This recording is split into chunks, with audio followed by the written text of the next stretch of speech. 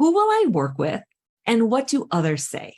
Those are two questions that the expressor, buyer, tribal type might ask when you're in a sales interaction and conversation with them. Welcome to this episode of Convert Consistently with Customs and Connections. And in this episode, I'm introducing you to the fourth and final tribe called the Expressors. Now, the tribal types model is a communication tool to help us identify quickly and then adapt to the customs necessary for that person as they are making a buying decision for a service or a product. Let's talk about the expressors then, and the descriptors, clues that you can look for, and some tips for selling with them. Expressors are talkative, and they'll use many words when they are describing something. They'll also get off on tangents at points, but can bring it back home when it's necessary.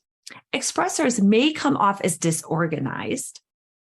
They are going to be faster paced as you're looking at them, and they're going to talk typically faster, and they're going to use their hands and their whole body as they're communicating with you.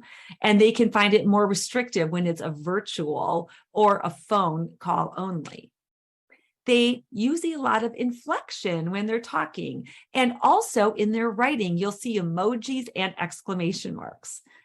They seek acceptance from anyone they're in conversation with, and they will look for the social connections and impact in any situation. They're energetic, and you're going to find that they don't pay as much attention to detail as may be beneficial to them. They won't pay as much attention to timelines or deadlines or the clock. And they have a lower detail orientation and may miss things, either details you've shared or things that you've asked them for. And with that, then, what are the clues that you can look for to quickly identify that you're talking with an expressor? Well, they're often typically easy to spot because they're the center of attention, and they're going to be the ones sharing information whenever they can. But specifically, they're going to be that faster paced. You're going to find that the words that they use are very feeling, emotion, and people-based. You're going to hear them ask, how do you feel about this? Or here's what I feel. And they're going to need a strong personal connection with you. Often, if you have 45 minutes with an expressor, they may be comfortable spending 30 of those minutes at first getting to know each other before addressing the agenda. And that leads to the tips. What are the tips for selling with these expressors? First of all, allow yourself more time than you may in other situations.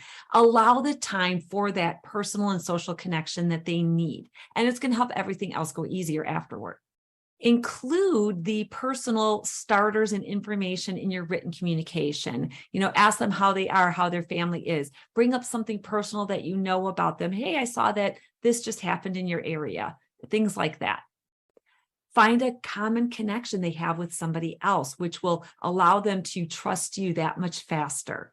Take care of details whenever you can for them, and make sure that you follow up any interaction with written specifics so that you have a good record of it for both of you. Seek specific decisions and timelines. Don't leave things under assumptions. And you're also going to find that they will tell you, oh, this sounds great. It feels great. Yeah, I've got a good feeling about us working together, or we like you. Please know that that is not a buying decision. That is them feeling like that, but that doesn't mean you've got the business.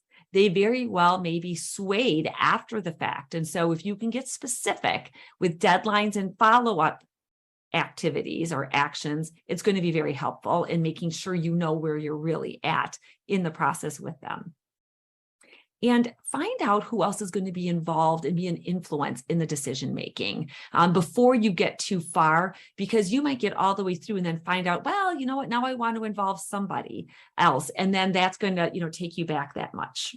And if at all possible, never let them feel like they're failing. They have a big fear of failing and not looking good in other people's eyes. And so even if they've done something that you're like, oh my gosh, why would you have done that in the past? You don't want to say that because they don't want their feelings hurt. And that's going to then reflect that negatively on you. And I'm going to reiterate the big tip for expressors is don't assume that you have the business with them until they have it in writing. So they've signed off on something, made a first payment, because they have a hard time telling people no. They have a hard time feeling they're going to reject you. And so be careful to not feel, that the assumptive, feeling good comments that they share with you mean that they're made a decision and that it's going to stick and go forward.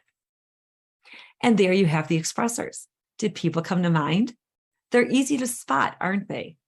Yet there's things that we can do to help them get to that decision and be able to start working together so that you can help them with your service and your product. And that's your final introduction to the 4 buyer tribal types. You've met the achievers, commanders, reflectors, and expressors. In the next episode, I'm going to share with you overall strategies to use in applying this information around buyer tribal types. I'll see you then.